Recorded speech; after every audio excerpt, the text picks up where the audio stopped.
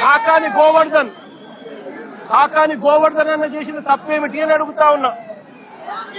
బోళ్ళ బ్రహ్మనాయుడు అన్న చేసిన తప్పేమిటి అని అడుగుతా ఉన్నా.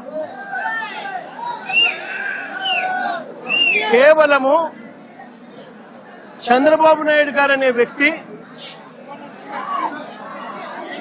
గత సంవత్సరంన్నర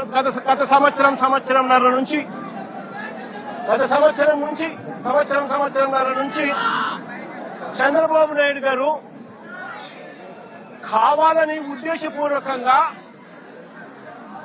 అబద్దాలతో కూడిన ప్రకటనలు చేస్తూ ప్రజలను మభ్యపెట్టే కార్యక్రమం చేశాడు.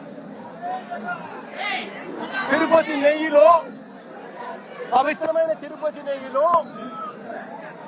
భక్తుల మనోభావాలను దెబ్బతీసే విధంగా కావాలని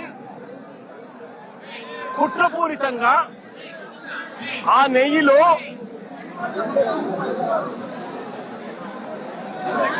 జంతువుల కొవ్వు ఉందని, గొడ్డు మాంసం కొవ్వు ఉందని, పంది కొవ్వు ఉందని,